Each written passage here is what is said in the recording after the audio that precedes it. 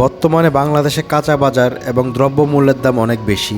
তো আমাদের পার্শ্ববর্তী দেশ ভারতে এসে ভাবলাম এখানকার একটা সুপার শপে ঢুকে দেখি এখানকার দ্রব্যমূল্যের দাম কেমন। আমি আজকে আপনাদেরকে এই সুপার শপের সবগুলো আইটেম দেখাবো, আর প্রতিটা আইটেমের সামনেই এখানে কোনটার নাম কি এবং দাম কত তার সব কিছুই লেখা আছে। আর এইখানে কোন আইটেমটার দাম বাংলাদেশের টাকা হিসাব করতে গেলে কত টাকা পড়ে তার হিসাব করার জন্য আপনারা এখানে যেই দামটা দেওয়া আছে তার সাথে 1.47 দিয়ে গুণ দিলে যেই দামটা আসবে সেটা হচ্ছে বাংলাদেশের টাকায় পড়ে। তবে এখানে আরেকটা কথা হচ্ছে, আপনারা যদি সুপার শপে না এসে সরাসরি কাঁচা বাজারে যান ওইখানে কিন্তু এখানের চেয়ে কিছুটা কম রেটে পাবেন।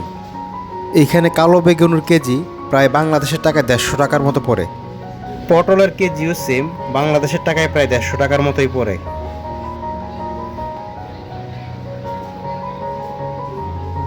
আর বরবটির দামও বাংলাদেশের টাকায় 150 টাকার মতোই পড়ে।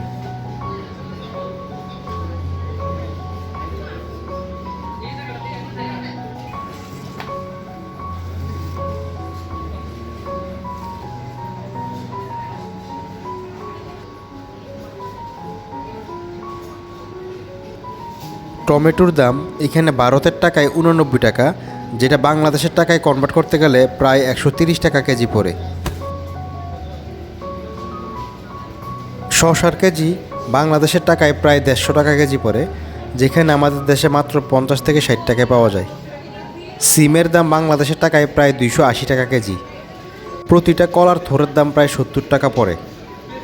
বাংলাদেশের টাকায় লাল শাকের কেজি প্রায় 150 টাকার মতো পড়ে। এখানে আলুর যে দাম দেখলাম, যেটা বাংলাদেশের টাকায় কনভার্ট করতে গেলে প্রায় 100 টাকার মতো পড়ে। প্রতিটা ফুলকপি বাংলাদেশের টাকায় প্রায় 60 টাকার উপরে পড়ে।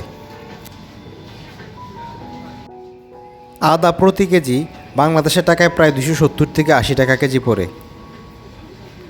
তো ভিউয়ার্স, আজকের ভিডিও পর্যন্তই। ভিডিওটা কেমন লাগলো আপনারা কমেন্টের মাধ্যমে জানাবেন। আর ভিডিও সংক্রান্ত যে কোনো তথ্য জানতে চাইলে আপনারা অবশ্যই কমেন্ট করবেন। সবাই ভালো থাকবেন। আল্লাহ হাফেজ।